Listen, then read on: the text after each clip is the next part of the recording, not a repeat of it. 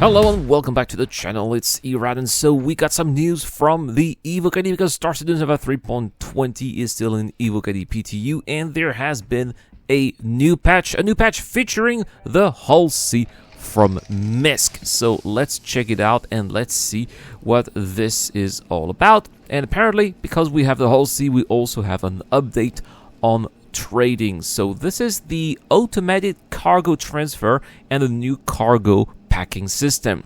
Now, Alpha 3.20 includes the addition of the new automatic cargo transfer experience for the personal universe for the Hull C. The existing cargo transaction system, which other ships will still use for this release, will instantly pop up all the purchased cargo into a ship or instantly remove all the sold cargo off the ship after the transaction has completed. So that's basically the same thing that's happening now. Nothing is changing for anyone who has a normal ship. The Hull C, however, requires a newer experience where the player, after buying or selling the cargo at the commodity kiosk, will be prompted to pick it up or drop it off at a loading area. To do so, the player retrieves their vehicle, then hails the location cargo services to get assigned a loading area, which is similar to getting assigned a landing area from the ATC. After flying their ship to the loading area, they will be prompted to stop moving and then extend the spindles on their ship.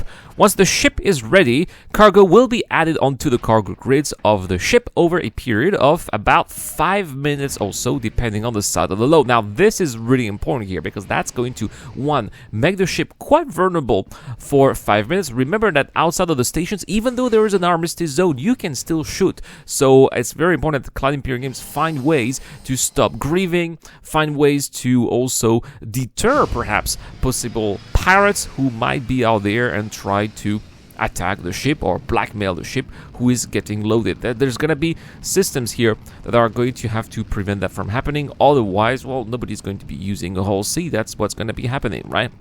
Right now, these boxes will just pop into place. If the player moves or someone enters the area, the transfer will be interrupted until the disruption is addressed or the loading area is eventually revoked. Another thing that I've been thinking about here is I think it's really important that there is some sort of queue on the MFD or the HUD that tells you how long there is, or at least maybe a gauge that tells you how full the load is on your ship, so that then you know that you are about to be ready or not. Because, well, 5 minutes can be a long time.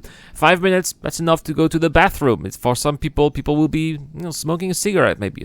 I do not condone that, but that's the reality as well. In 5 minutes, I don't know, you can answer a courier or make a phone call or whatever, right? So it takes time. People will be AFK when this will happen. It will be happening just like they are when we are in quantum travel as well.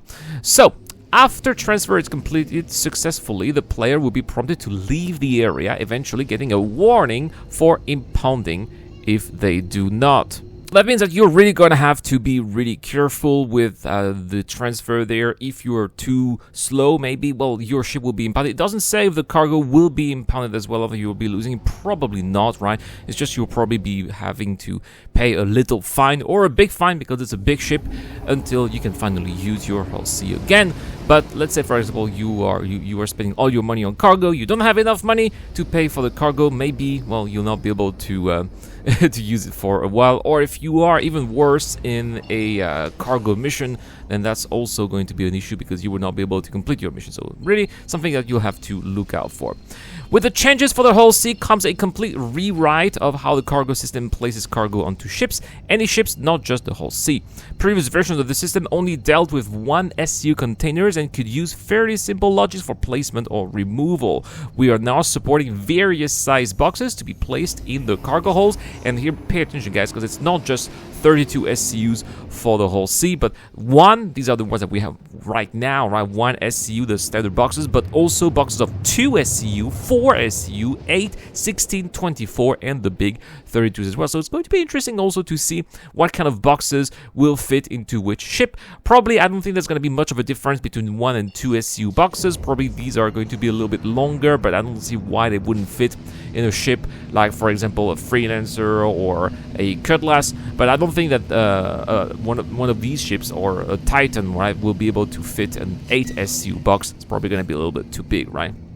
As well as supporting various orientations of placement in the grid to work around grid obstructions. This also includes temporary tractor beam strength changes to support the attachment-detachment on those various size boxes using the tractor beam. Cargo grids have also been extended to support non-cargo box attachments and also smaller mission handheld boxes like the small 1/8 SU that we have when we take a delivery mission, for example. So there we have it, guys. These are the modifications that have been put into the hands of the Evocati. So really glad to see finally the whole sea is being tested. I'm sure that we are going to have more news in the future as eventually this goes into wave 1 and so forth, right? Guys, thank you so much for watching.